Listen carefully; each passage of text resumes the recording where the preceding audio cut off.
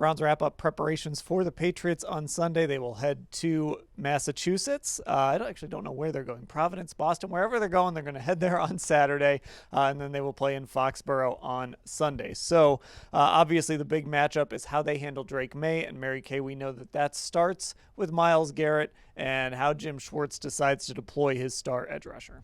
That's absolutely right. And the Patriots are on the lookout for Myles Garrett. Mike Vrabel and Josh McDaniels have both said this is the best defense they have faced so far, and that's, of course, because of Myles Garrett. Now, Myles is going to try to go after Drake Maye.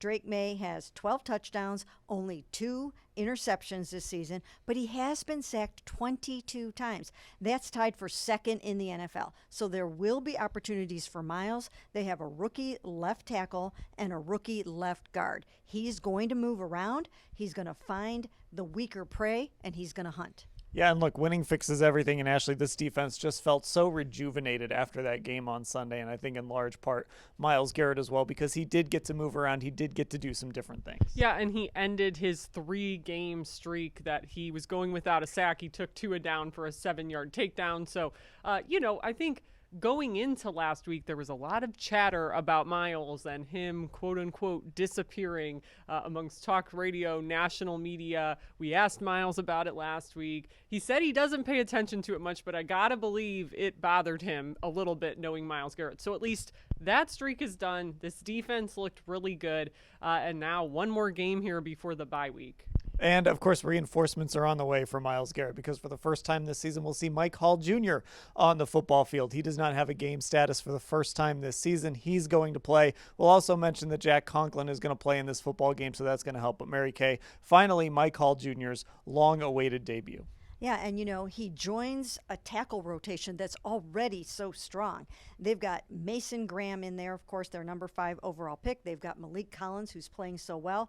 And now Mike brings some fresh legs and new energy to the inside of that defense. So Drake Maye is going to have his hands full on Sunday, not just from the interior, but also from the exterior. Yeah, and even if he's on some kind of pitch count or whatever, just having the opportunity to rotate Mike Hall in there with, as Mary Kay said, Ashley, a defensive tackle unit that just across the board has been playing so well is just another guy that the Patriots have to deal with. Yeah, and again, Jim Schwartz likes to keep that rotation deep. He wants guys to be fresh, and I think if he's doing more mixing and matching, moving guys around against the Patriots like they did against the Dolphins, that's going to be even more so the case. But we talked about this last week with Mike Hall. I think it's the perfect situation for him to come back in because the Browns have 2 pretty good defensive tackles playing quite a few snaps right now, but they rotate anyway, so Mike Hall won't have to be overly counted on in his first game back. Now, one of the players questionable for this game is David Njoku with that knee injury. Aiden Huntington also questionable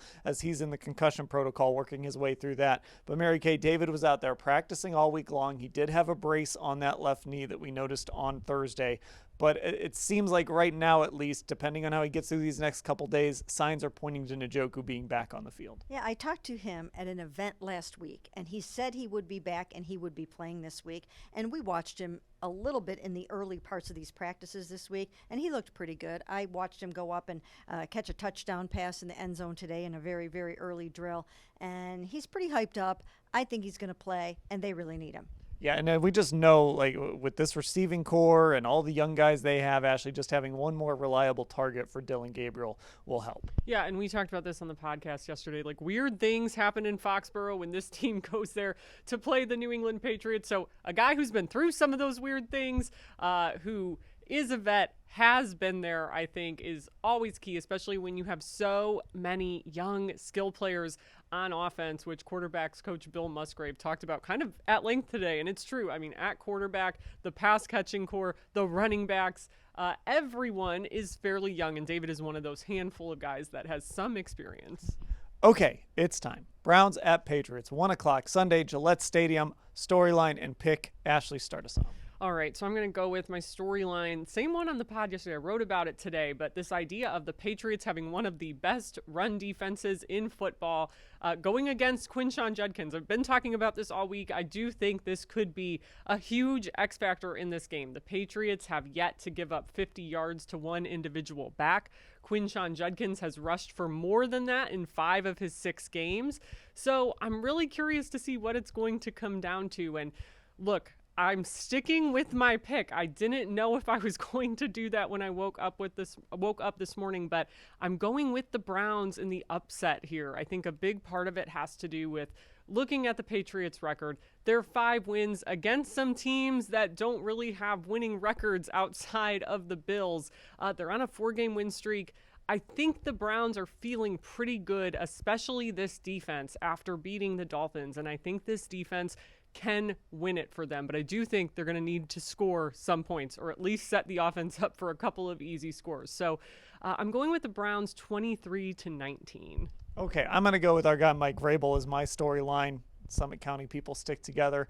Mike Vrabel, of course, coaching the Patriots, has them off to that great start, knows the Browns very intimately. Now, I don't know ultimately how much that's going to matter, but just seeing Mike over there, and of course this year away, kind of that gap year for him, I think it helped him a lot, helped him recharge the batteries after a bad finish in Tennessee. So just seeing what Mike Vrabel has in store for the Cleveland Browns. I am going to pick the Patriots to win this game. I think it's going to be a close game. I think it'll be a coin flip game. I still don't trust this Browns offense completely, so I'm going to go Patriots 15, Browns 13. Mary Kay? Well, Dan, like you, I'm flipping my pick too.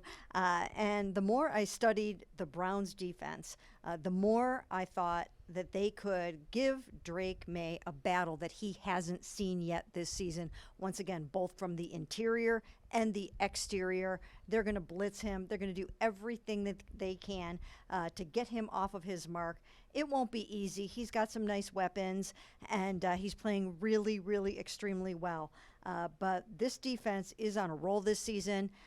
They're the number 1 defense in the NFL in terms of yards allowed right now, and they're coming off of a game in which they got 3 takeaways on the defensive side of the ball. So I'm Team D right now, and therefore I'm picking the Browns to win this game 20-17. Okay, we'll have full coverage of whatever happens in Foxborough on Sunday at cleveland.com/Browns.